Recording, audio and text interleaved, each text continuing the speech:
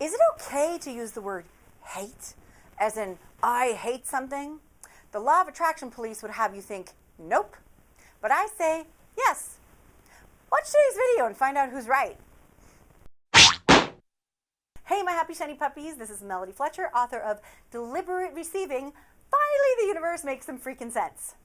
And today I want to talk to you about the word hate, or any kind of expression of negative emotion. Now, a lot of times when I'm coaching someone, they want to tell me how they're doing, what's going on in their life, and what they're wanting to fix, what's not really working. They want to tell me what they want to work on, basically. But when they try to do so, they start to censor themselves, because they've read all the law of attraction books, and they've heard so many law of attraction students and teachers say that you shouldn't express negative emotion, that if you do so, if you say, I hate this, I don't like that, that makes me angry, that you're actually focusing on the negative and therefore perpetuating it in your life. I have another word for that. It's called denial. Yeah? Because if you're not aware of how you really feel, and you're not able to express it, you're not able to kind of look at it, get in touch with it, then you can't shift it. You can only shift that which you're aware of. And if you don't allow yourself to express it, it's often only through the expression of it that you truly become aware of how you really feel. So if you don't allow yourself to express it, you often forego the awareness. Now here's the thing. You can be in denial because you're asleep. You haven't awakened yet. You're not at all aware of how you feel, or that feelings are even important. You've been trained out of that knowledge completely, and so you just go through your life not even aware of how unhappy you are. And we all know how that feels, because we've all been there, or at least we know people who are still there. And then you can be in denial because you have awakened to a certain degree. You know that emotions are important. You understand that shifting emotions is important, and that you can feel better, and that you're the creator of your own reality. But what happens is that you somehow demonize negative feelings. And so you don't allow yourself to express them or fully feel them, and therefore you cannot shift them. Both of these kinds of denial, well, they pretty much do the same kind of damage, because in both cases, you're suppressing how you feel. You're suppressing your negative emotion. So negative emotion, you want to remember, is a messenger.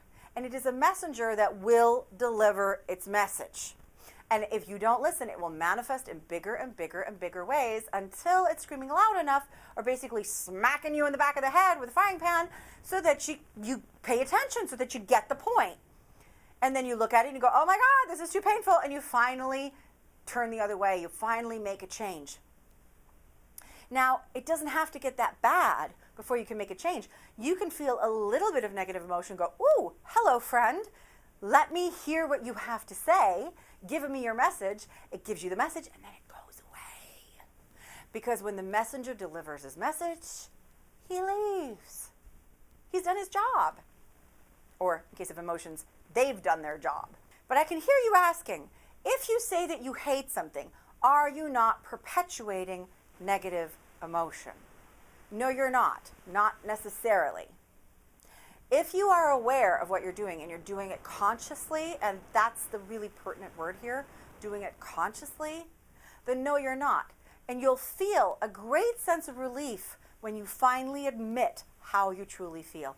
I cannot tell you how many times, I mean, thousands of times, I have heard people say, finally come out with the statement, oh my God, I hate my job, or oh my God, I hate my husband, or oh my God, that pisses me off to no end. Or simply, no, that is not okay, when they've been trying to tell themselves that it is okay for years. I've witnessed that over and over and over again, and seen the sense of relief that comes with it when people finally let go of the need to negate how they feel. They admit it. There is a flow of energy just from that admission. And only then can you start to shift the energy of it. And you can start doing that by listening to the emotion, by feeling the emotion, by just sitting with it, giving it a moment. Not negating it, not judging it, not pushing it away. In fact, if you can allow it, you don't really need to do anything else. The energy will shift just by doing that. And then if you have resistance to that, there's a whole bunch of intellectually based techniques. Read my book, basically. You'll get it. So what happens when we use the word hate without consciousness, from an unconscious point of view? Well, then the emotion isn't being shifted because the emotion isn't fully being acknowledged. You see, there's always something behind the hatred. There's always something behind the negative emotion. That's the message it's trying to give you. And when you're not conscious, you're not getting that message. So when you fully understand your own hatred, you understand that what's behind it is fear. And then when you understand that fear, you can shift it. When somebody isn't doing that consciously, then yes, they are perpetuating the energy of their resistance. And so it just gets worse and worse and worse again until it gets bad enough that we go poing and run the other way. We can witness a lot of that going on in the world right now. There's a lot of this sort of ricocheting happening at the moment because there's a lot of things happening in the world right now that are so abhorrently painful that it's causing explosions of consciousness to happen. And that a lot of times looks like people finally standing up and saying, it's not okay anymore. I was trying to be okay with this. I really was. I was trying to be zen about it. I was trying to feel better about it. I was pivoting and I was thinking positive thoughts, but God damn it, it's not okay. A lot of times, awakening looks just like that. And so if you look around, you can see that happening. And it's a beautiful thing. And if you look within yourself, that may be happening to you as well. And that also is a beautiful thing. It's a process that leads you to empowerment. So let it happen. If you hate something, say it. Say it consciously. If you dislike something, if something is not okay with you, if you've been abusing yourself in some way by holding yourself in a situation that isn't okay with you, then you got to say so. And then dig deeper and find out what it's really about. Because that's how you'll shift the energy.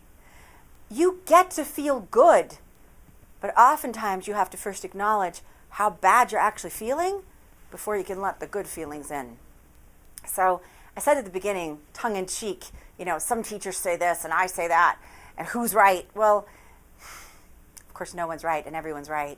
Turns out we both are.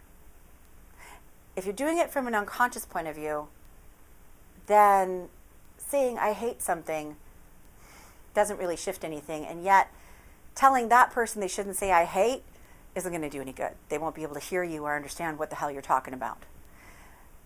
But if you're doing it from a conscious point of view, then the words that you're saying don't matter. The energy behind them matters.